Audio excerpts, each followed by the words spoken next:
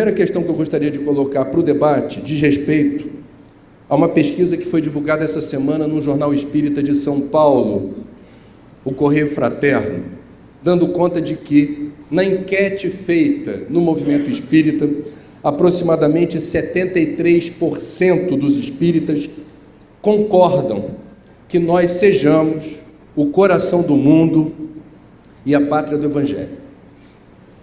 A obra de Humberto de Campos, psicografada por Chico, se eu bem me lembro, dá conta de que sim, a espiritualidade maior conduziu inúmeros processos que resultaram na nação brasileira. Entretanto, a partir da proclamação da República, alcançamos a maioridade espiritual e as escolhas que estamos fazendo desde então definem um projeto de país que é responsabilidade coletiva nossa. Bom, eu vou fazer uma pergunta, como não poderia deixar de ser, o jornalismo é assim, a gente podia fazer uma moderação café com leite, mas eu vou fazer uma moderação tanto apimentada, eu vou trazer ingredientes assim, calientes. A pergunta é essa, para vocês, eu vou embasar a pergunta com alguns números. É evidente que os números que eu garimpei mostram um Brasil que não é o Brasil, é um aspecto do Brasil. O Brasil tem muita coisa boa, bem resolvida, exemplar para o mundo, evidente. Mas os números que eu trouxe não vão nessa direção, e a pergunta que eu queria fazer é: vocês entendem que nós somos o coração do mundo e a pátria do Evangelho? Quais são os dados que eu trouxe? Apenas 11% dos brasileiros se declaram voluntários. Consomem tempo, ou parte do tempo e energia, numa atividade abnegada em alguma direção que não obtém nem retorno financeiro, nem outra recompensa qualquer.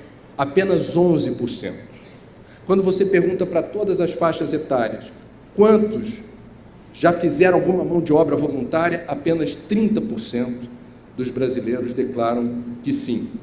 Outros números importantes, quando a gente pega o fenômeno da violência. A violência é um fenômeno internacional, mas o Brasil é o país do mundo com o maior número absoluto de homicídios. Por ano, 58.800 assassinatos, o que dá uma média de 160 homicídios por dia. Quando a gente pega o problema do aborto, a Organização Pan-Americana de Saúde estima que nesse país ocorram 1 milhão de casos por ano. É um número difícil de apurar com precisão. Há muito questionamento se é 1 milhão mesmo, mas eu estou citando a fonte. Nós temos 496 mil veículos roubados, o que dá uma média de 1 por minuto. Nós temos aquele que já é considerado o maior escândalo de corrupção da história da humanidade, revelado a partir da Operação Lava Jato em valores desviados e por pessoas que deveriam nos representar. Então, o coeficiente numérico expressivo em valores monetários do que foi desviado é algo sem precedentes na história da humanidade, seja qual for a equivalência monetária. Somos o coração do mundo, a pátria do Evangelho. Eu queria, rapidinho, só fazer uma ponderação sobre a obra, sobre o paradigma, totalmente em harmonia com o que o Divaldo falou. Nós lemos o título, Brasil, coração do mundo, pátria do Evangelho. Imaginamos o quê? Uma nação que seria modelo econômico, modelo político, modelo social, e que desfilaria como uma grande rainha, com vestes brilhantes e o mundo ajoelhado adorando. Mas isso não é Jesus. A obra começa com a visita do Cristo à Terra. E ele vem como gestor, vem como governador do mundo, e pede um inventário do cristianismo, e todo mundo fica envergonhado. O semblante do Cristo fica contrito, porque depois de mais de 1.500 anos de evangelho no mundo, os resultados eram pífios. Aí diz Humberto de Campos, o semblante dos anjos fechou-se. É grave. Então o que o Cristo decide? Mudança do quartel. Desloca. escolhe um ambiente geográfico, porque magneticamente o Brasil é coração do mundo, possa qualquer um aqui negar. Magneticamente aqui é o coração do mundo. E o Cristo faz então o transplante da árvore do Evangelho.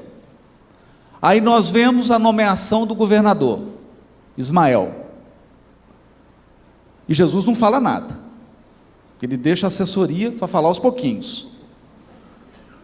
Quando a coisa começa a esquentar, Ismael pede uma reunião com Cristo. Isso está no livro, mas a gente não lê, né? Ismael pede uma assessoria, senta em frente a Jesus. O anjo, quando ele começa a falar, não dá conta, chora. Porque os problemas já eram gigantes. Chora por quê? Fala, não vai dar certo. Mestre, não dá. O Senhor pediu para formar essa nação com o povo mais simples da Europa, o mais trabalhador, porque os outros estavam viciados no materialismo e na posse. Chama Portugal. O Senhor pediu que trouxesse a contribuição da África, da nossa mãe África. Só que já estão escravizando todo mundo. E o Senhor pediu que tivesse a contribuição do povo simples de lá, dos índios. Só que o Senhor não imagina o que estão fazendo. E chora, chora. E aí Jesus dá a solução. Fala para ele, Ismael, você vai nas regiões mais tenebrosas da terra. E vai chamar todos os espíritos que faliram nas cruzadas. Todos que faliram na Inquisição.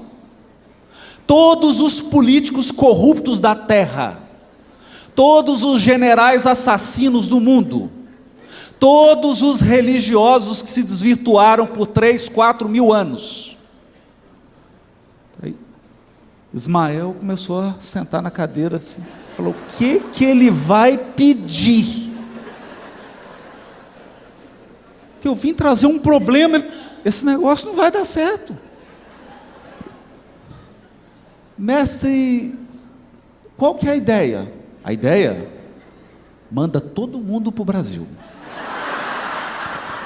7-1. Ismael vai, levanta a bandeira Deus, Cristo e caridade, uma turba de espíritos infelizes segue o anjo e encarna no Brasil. Vocês estão ouvindo um deles. Conclusão.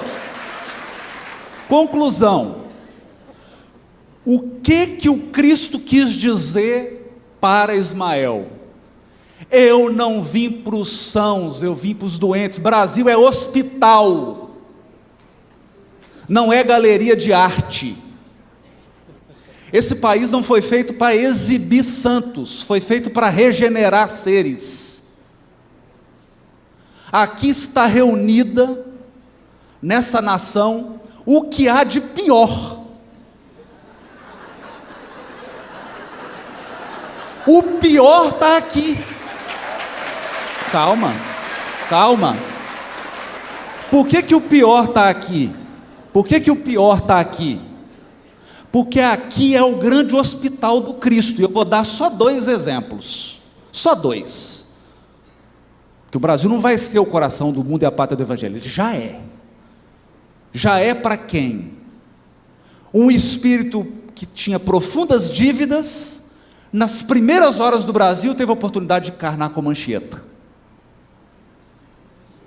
Fez o seu trabalho. E depois complementou numa encarnação recente como Fabiano de Cristo. Pergunta para ele se aqui é pátria do Evangelho. Outro espírito, diz ele, cansado das dominações e das posições de mando, resolvi seguir o exemplo da minha amada esposa dos primeiros tempos. E encarnou como Padre Manuel da Nóbrega. É o nosso Emmanuel. Então esse país aqui já regenerou muitos espíritos que não teriam condições de ser regenerados em outros lugares do mundo. E está nos acolhendo.